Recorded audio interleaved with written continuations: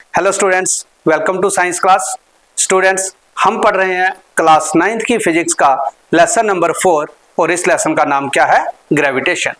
Students, आज का जो हमारा इस लेसन का पहला टॉपिक है वो क्या है? Free fall. अब फ्री फॉल का मतलब क्या है? फ्री का मतलब बिना किसी बंधन के, बिना किसी फोर्स के। जब कोई ऑब्जेक्ट बिना किसी बंधन के ऊपर से नीचे गिर रहा है तो हम कहेंगे वो क्या है? Free fall. ऐसा तो नहीं है कि उसके ऊपर कोई फोर्स नहीं है। अर्थ हर एक ऑब्जेक्ट को अपनी तरफ खींचती है किसी ग्रेविटेशनल फोर्स की वजह से।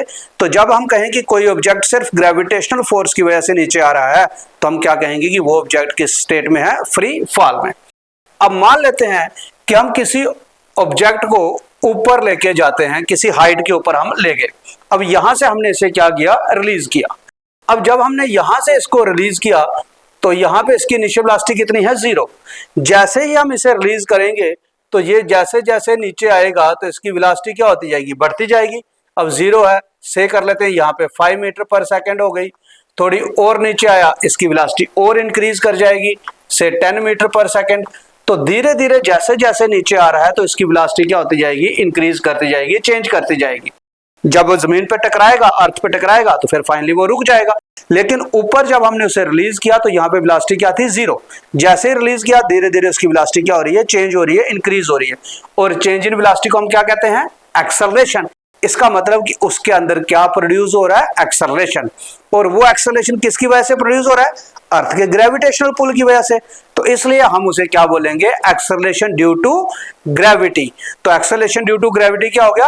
Acceleration produced in an object due to the force of gravity. अब स्टूडेंट्स, अगर ऑब्जेक्ट की अगर हम बात करें तो इसके ऊपर एक फोर्स एक्ट करती है जो इसे नीचे खींच रही है। वो फोर्स क्या है हमारा? F। वो फोर्स क्या है हमारा? वेट। वो फोर्स आ गया, वेट आ गया, और वो किसके बराबर है? mg। मतलब वेट किसके बराबर होता है? Mass into acceleration due to gravity.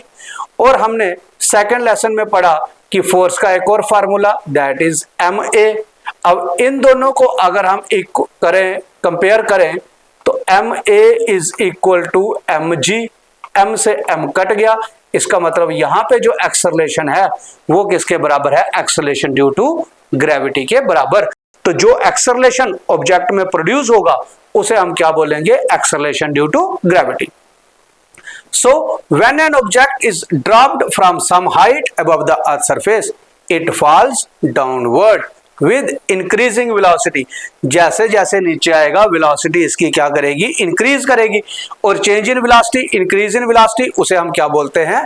Acceleration. तो मतलब उसके अंदर प्रोड्यूस होगा acceleration, and that acceleration is because of the gravitational pull of the earth. So free fall क्या हो गया? Is defined as a situation when a body is moving only under the influence of the earth gravity. कि object के ऊपर सिर्फ कौन सी force लग रही है? अर्थ की ग्रेविटेशनल फोर्स। कि जब कोई ऑब्जेक्ट अर्थ की ग्रेविटी के अंडर ही मूव कर रहा है तो अब हम क्या कहेंगे कि ऑब्जेक्ट कैसे गिर रहा है? That is under the free fall. Since external force is acting on the ball, the motion will be accelerated. क्योंकि फोर्स किसके ऊपर लग रही है? बॉल के ऊपर। कौन सी फोर्स लग रही है? वेट। तो धीरे धीरे उसकी वेलोसिटी चेंज होगी तो मोशन क्या होगा? Accelerated. This free fall acceleration is also known as acceleration due to gravity. क्योंकि जो ग्रेविटी की वजह से एक्सेलरेशन प्रोड्यूस हुआ उसे हम क्या बोलेंगे? Acceleration due to gravity. और इसे डिनोट किससे करते हैं हम? स्मॉल जी से। अब स्मॉल जी आ गया एक्सेलरेशन ड्यू टू ग्रेविटी। हमने इससे पहले पढ़ा अपनी पिछली क्लास में कैपिटल जी, और कैपिटल जी क्या होता है? Yes, that is gravitational constant. तो small G is acceleration due to gravity और capital G is gravitational constant. अब स्टूडेंट्स, अगर कोई ऑब्जेक्ट नीचे गिर रहा है तो हम ये कहें कि उसके ऊपर सिर्फ acceleration due to gravity act कर रही है, तो रियल वर्ल्ड में वो पॉसिबल नहीं है। क्योंकि जैसे अगर हम मान लो कोई पेपर हम नीचे फेंकते हैं तो उसके ऊपर क्या है? हवा है, वहां पे एयर का फ्रिक्शन जो उसको रोक रहा है, तो फ्रिक्शनल फोर्स भी उसके ऊपर एक्ट कर रही है। लेकिन हम क्या कहेंगे कि फ्री फॉल क्या है? जब उसके ऊपर सिर्फ क्या एक्ट कर रहा हो? Gravitational force. हम अगर फ्रिक्शनल फोर्स को हटा दें तो उसके ऊपर अगर हम वैक्यूम की कंडीशन लें तो वैक्यूम में फ्रिक्शन नहीं होगा, एयर नहीं होगी, तो वहां पे ऑब्जेक्ट जो है वो नीचे आएगा only under the influence of gravity. तब हम कहेंगे the object is in free fall.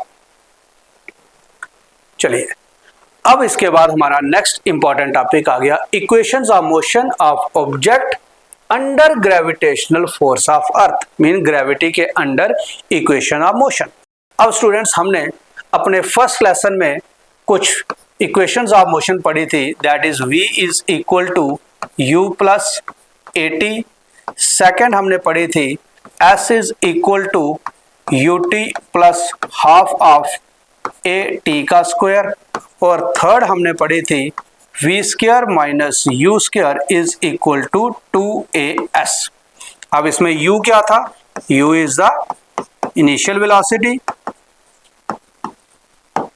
v क्या है, v हमारा क्या आ गया, फाइनल वेलोसिटी, s क्या है, यहाँ डिस्टेंस, यहाँ पे हम क्या ले लेंगे, यहाँ पे हमारा क्या आ जाएगा, हाइट, क्योंकि अगर हॉरिजॉन्टल वे में चल रहे हैं तो s डिस्टेंस आ गया, और अगर हम वर्टिकल में चले जाएं तो वो हमारा क्या बन जाएगा, हाइट। तो s की जगह पे हम यहाँ पे क्या लिख लेंगे, h।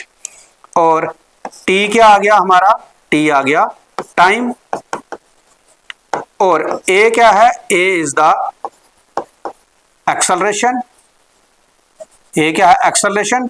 लेकिन यहां पे हम क्या ले लेंगे, एक्सेलरेशन ड्यू टू ग्रेविटी, और एक्सेलरेशन ड्यू टू ग्रेविटी को हम क्या कर लेंगे, किससे डिनोट करेंगे, g से।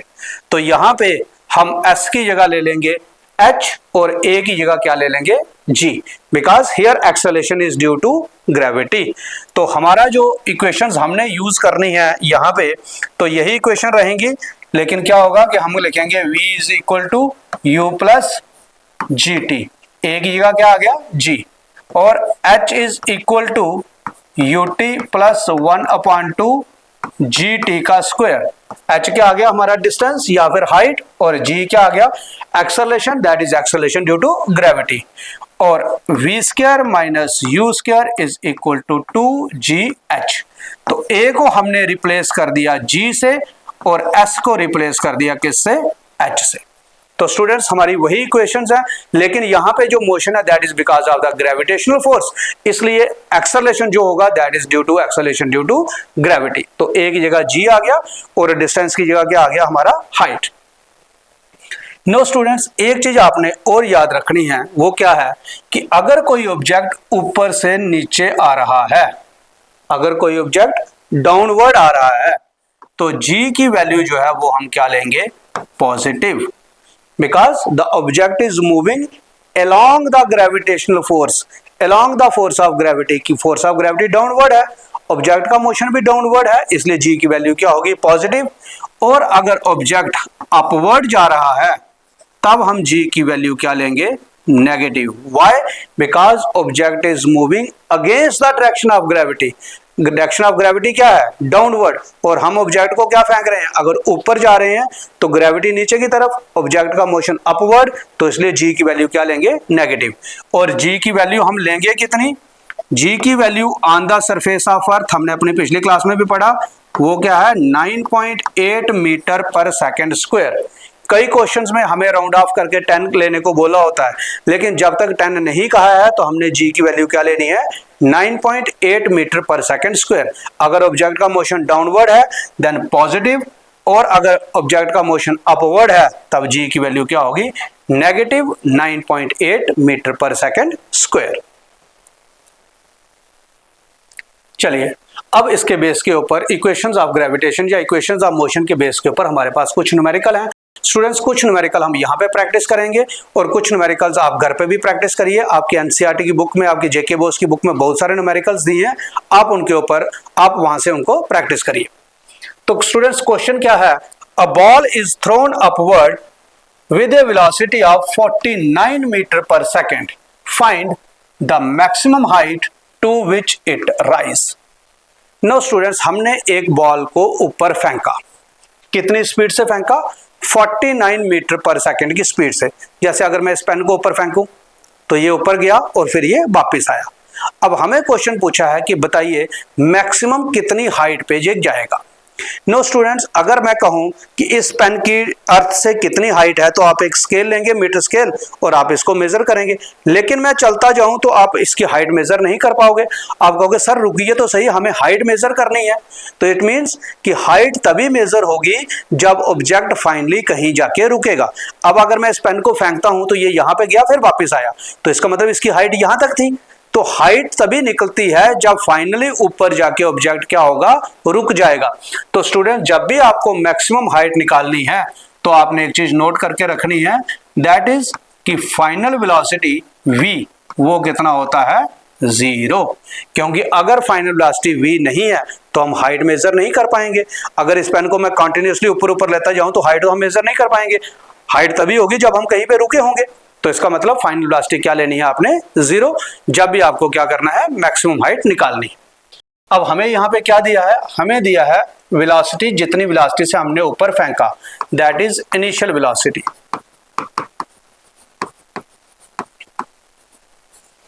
तो इनिशियल वेलोसिटी u आ गई हमारी 49 मीटर पर सेकेंड। देन हमें और क्या दिया है, मैक्सिमम हाइट निकालनी है।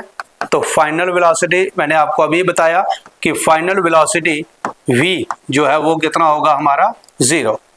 Then acceleration due to gravity, that is g, उसकी वैल्यू कितनी होती है हमारी, 9.8 मीटर पर second square. Now object is moving upward, अब वो अगेंस्ट द ग्रेविटी जा रहा है, इसलिए इसकी वैल्यू क्या होगी, नेगेटिव। तो -9.8 मीटर पर सेकेंड स्क्वायर। हमें क्या निकालनी है, हमें निकालनी है maximum height, that is h हमें फाइंड आउट करना है। अब u v g h, तो इसको मिला के हमारी थर्ड इक्वेशन बन जाती है, using equation v square minus u square is equal to 2gh। a की जगह g और h की जगह h। नो स्टूडेंट्स, मैंने आपको पहले लेसन में बताया था कि हमें जब इक्वेशंस ऑफ ग्रेविटेशन या इक्वेशंस ऑफ मोशन लगानी है तो हमें देखना है कि हमें क्या क्या दिया हुआ है और क्या निकालना है, उसे मिला के हमारी जो भी इक्वेशन बनती है वो हमने लगा देनी है। अब v आ गया हमारा 0 का स्क्वायर माइनस 49 का square is equal to 2 multiplied by minus 9.8 into h। तो ये हो गया -2401, 49 का square is equal to minus 19.6 into h। तो ये कट गया, तो h is equal to 2401 upon 19.6, तो h हमारा आ गया 122.5 मीटर। तो students, this is the maximum height up to which a stone a ball can go. तो हमने जो बॉल ऊपर फेंका 49 मीटर पर सेकंड की स्पीड से, तो कितनी हाइट पे गया वो, 122.5 metre. Now one more question is there, a ball is thrown upward with a velocity of 49 metre पर सेकंड। ये बॉल भी हमने ऊपर फेंका कितनी वेलोसिटी से, 49 मीटर पर सेकंड की वेलोसिटी से। Find the total time it takes to return the surface of earth. अब हमें पूछा है कि हमने बॉल को 49 मीटर पर सेकंड की स्पीड से ऊपर फेंका, कितनी देर के बाद ये हमें वापस आएगा अर्थ के ऊपर, कितनी देर के बाद ये वापस आएगा। तो 49 की स्पीड से हमने ऊपर फेंका, पहले ये बॉल ऊपर गया, ऊपर रुका, फिर ये वापस आएगा। तो पहले ऊपर जाएगा और फिर ये वापस आएगा। नो स्टूडेंट्स, अब आपने एक चीज याद रखनी है कि ऑब्जेक्ट जितना टाइम ऊपर जाने में लेता है उतना ही टाइम ऊपर से नीचे आने में लेता है। Means time of ascent is equal to time of descent. तो time of ascent is equal to time of descent. तो जितना टाइम ऑब्जेक्ट को ऊपर जाने में लगेगा उतना ही टाइम जो है वो उसे नीचे आने में लगेगा। नाउ अब हमें दिया क्या क्या है, हमें दी है इसकी initial velocity. Initial velocity u हमें कितना दिया है, 49 मीटर पर second.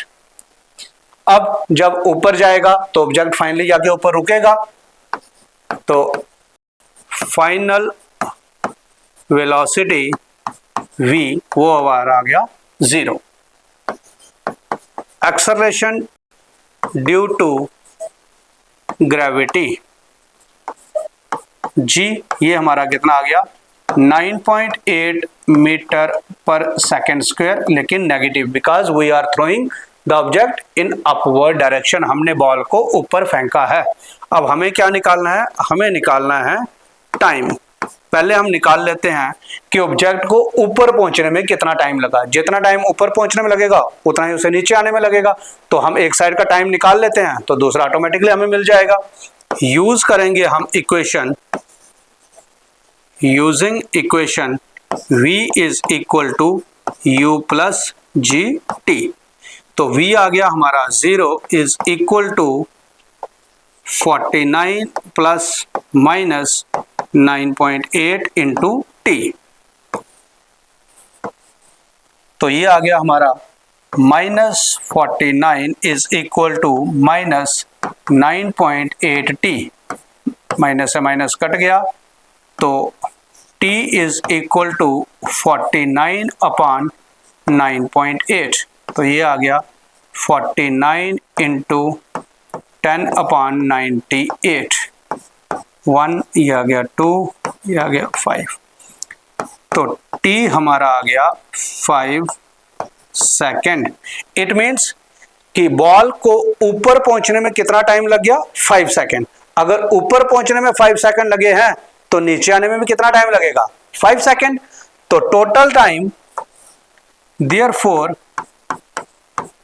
Total time after which ball returns to the earth, तो वो कितना हो गया 5 second time of ascent plus 5 second time of descent, तो वो हो गया हमारा टोटल 10 सेकेंड। तो स्टोन तो ball will return after 10 second. तो ये हो गया कि कितनी देर के बाद बॉल जो है वो वापिस आएगा। चलिए अब नेक्स्ट क्वेश्चन क्या है। A stone is released from the top of a tower of height 19.6 metre. Calculate its final velocity just before touching the ground. अब एक स्टोन है, हमने इसे 19.6 मीटर के टावर से रिलीज किया। अब यहां से हमने रिलीज किया, अब हमें पूछा है कि इसकी velocity just before touching the ground, क्योंकि टच करने पे तो वो रुक जाएगा, तो just before touching the ground इसकी वेलोसिटी कितनी है, मींस फाइनल वेलोसिटी जो है वो कितनी है। अब हमें क्या दिया है इनिशियल वेलोसिटी। अब इनिशियल वेलोसिटी u कितना है हमारा 0।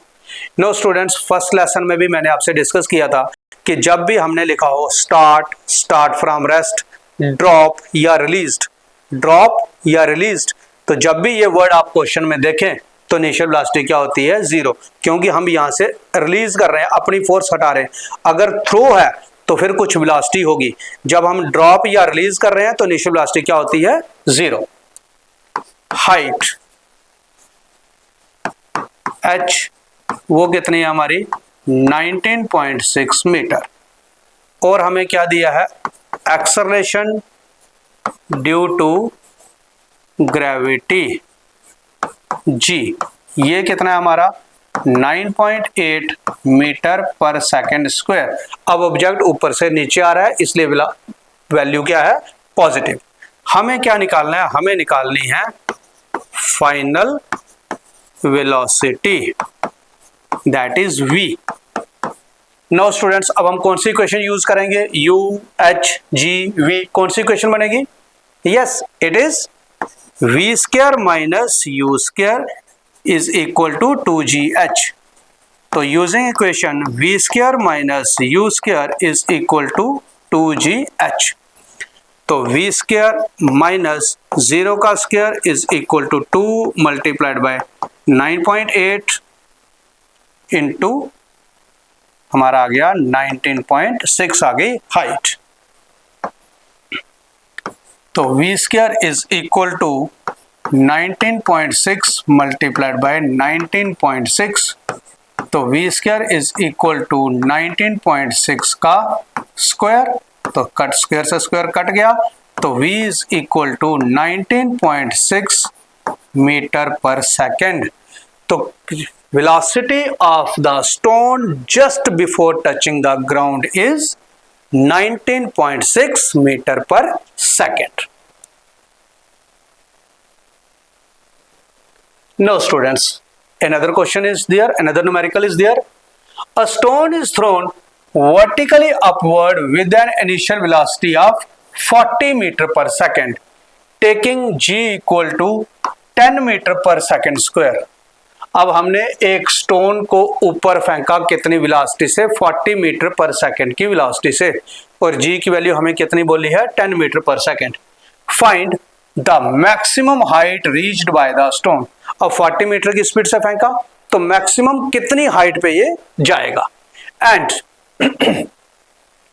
What is the net displacement and the total distance covered by the stone.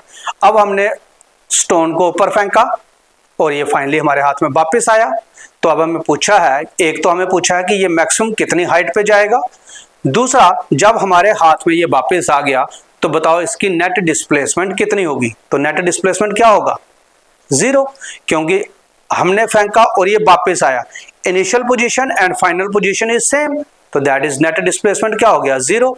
और पूछा है टोटल डिस्टेंस, तो टोटल डिस्टेंस कितना हो जाएगा, पहले हम मैक्सिमम हाइट ऊपर गया, फिर जितनी हाइट ऊपर गया उतना ही ये डिस्टेंस वापस नीचे आएगा, तो हम उसे क्या करेंगे, डबल करेंगे।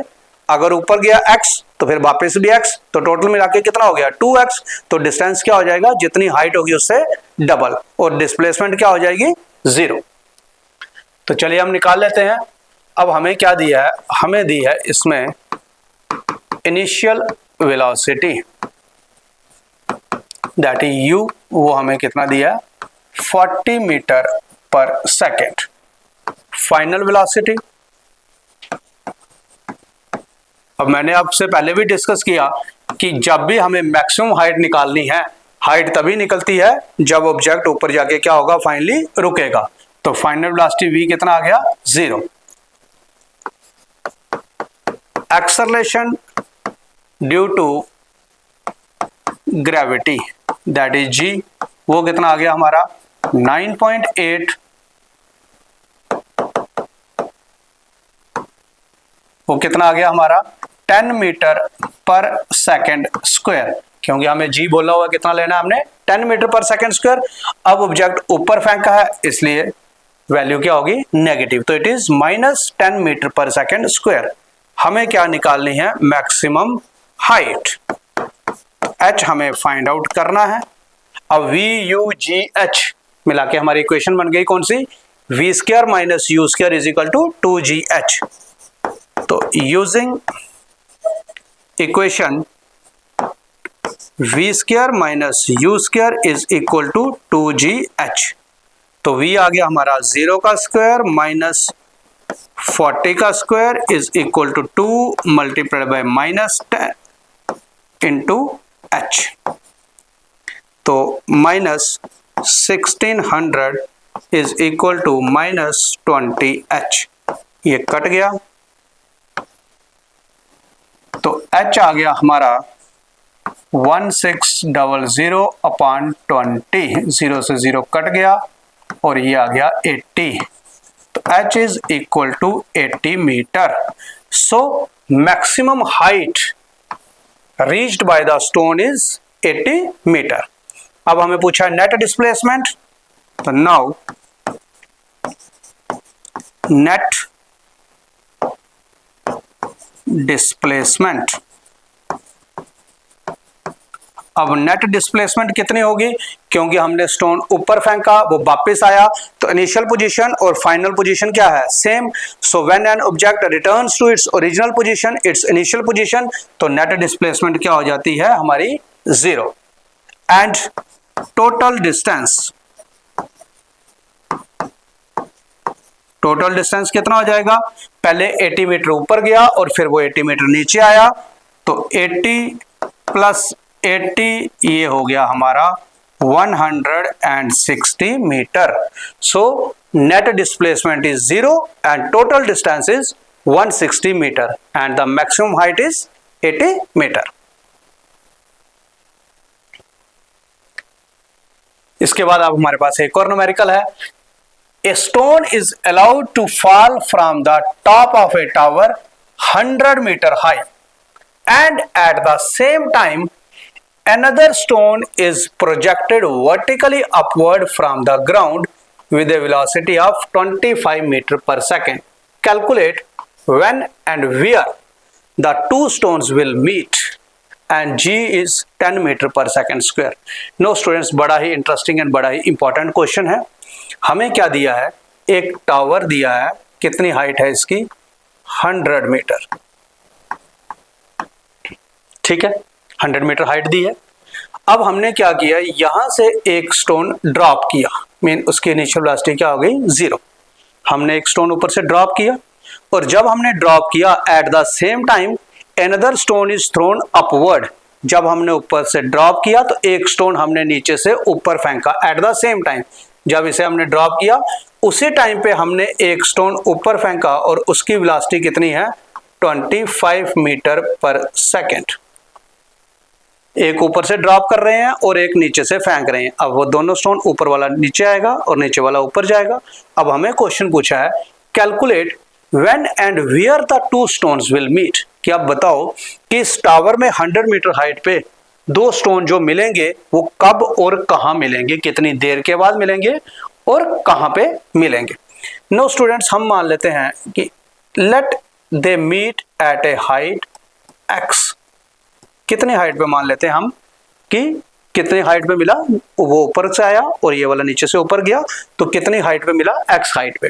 तो इसका मतलब कि ऊपर वाला जो नीचे आ रहा है उसने कितना कवर कर लिया डिस्टेंस, 100 माइनस एक्स, क्योंकि यहां तक जो है वो हमारा कितना है, x. टोटल 100, अगर ये x है तो ऊपर से नीचे आने वाले में कितना हो गया, 100 माइनस एक्स. तो हमने कितना मान लिया कि कहां पे मिल रहे हैं, x हाइट पे. अब हमें ये x हाइट कैलकुलेट करनी है और साथ में हमें कैलकुलेट करना है कि कितनी देर के बाद ये मिल रहे हैं. Now students, let the two stones meet at a height equal to x metre. हमने मान लिया कि दोनों कितने हाइट पे मिले, हमारे x हाइट पे. अब हमारे पास स्टूडेंट्स दो केस हैं, एक ऊपर से स्टोन नीचे आ रहा है, एक नीचे से ऊपर जा रहा है. तो पहले हम निकाल लेते हैं for the stone falling downward. जो स्टोन ऊपर से नीचे आ रहा है पहले हम उसकी बात कर लेते हैं. इसकी जो इनिशियल वेलोसिटी है दैट इज u, वो हमारी कितनी आ गई, 0, क्योंकि ऊपर से हमने स्टोन क्या किया है, ड्रॉप किया है. Acceleration due to gravity g, ये हमें कितना दिया है, 10 मीटर पर सेकेंड स्क्वायर. नो स्टूडेंट्स, जो ऊपर से स्टोन नीचे आया टोटल हाइट कितनी थी, 100. अगर x हाइट पे मिल रहा है तो ऊपर से जो नीचे आया इसने कितना डिस्टेंस कवर किया, 100 माइनस एक्स. तो इसका जो डिस्टेंस इसने कवर किया h, वो कितना आ गया हमारा, 100 माइनस एक्स मीटर, क्योंकि टोटल 100, x नीचे वाले ने कवर कर दिया तो ऊपर वाले ने कितना किया, 100 माइनस एक्स. तो यूजिंग इक्वेशन, अब हम इक्वेशन यूज कर लेते हैं, h is equal to ut plus 1/2 gt का स्क्वायर. h कितना आ गया हमारा, 100 minus x is equal to 0 multiplied by t plus 1/2 into 10 multiplied by t का स्क्वायर. तो ये आ गया 100 minus x is equal to 5t का square. Let it be equation first. ये हमने मान लिया जो स्टोन ऊपर से नीचे आया. अब दूसरा ले लेते हैं हम, जो स्टोन नीचे से ऊपर गया. So for the stone throne upward, जो हमने स्टोन ऊपर फेंका उसकी इनिशियल वेलोसिटी कितनी है, इनिशियल वेलोसिटी u वो हमें दी है 25 मीटर पर सेकेंड, और जो उसने डिस्टेंस कवर किया दैट इज हाइट जो उसकी है वो कितनी है x, और acceleration due to gravity g वो कितना है हमें 10 बोला हुआ है। अब ये स्टोन ऊपर जा रहा है इसलिए इसकी वैल्यू क्या होगी -10, क्योंकि हम नीचे से जो स्टोन ऊपर गया 25 मीटर की स्पीड से फेंका हमने, वो कितनी हाइट पे हमने मान लिया x, तो उसने हाइट कितनी कवर की x, डिस्टेंस x, और उसका एक्सेलरेशन ड्यू टू ग्रेविटी क्या हो गया -10, because object is moving against the direction of gravity. तो यहाँ पे भी हम इक्वेशन यूज कर लेते हैं। Using equation h is equal to ut plus 1/2 gt का स्क्वायर। h आ गया हमारा x is equal to 25 into t plus 1/2 minus 10 into t का स्क्वायर। तो ये कट गया, ये आ गया -5। तो x is equal to 25t minus 5t का स्क्वायर। ये आ गई हमारी equation second. Now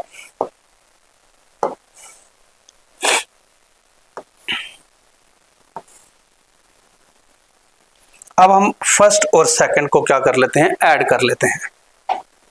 so add equation first and second.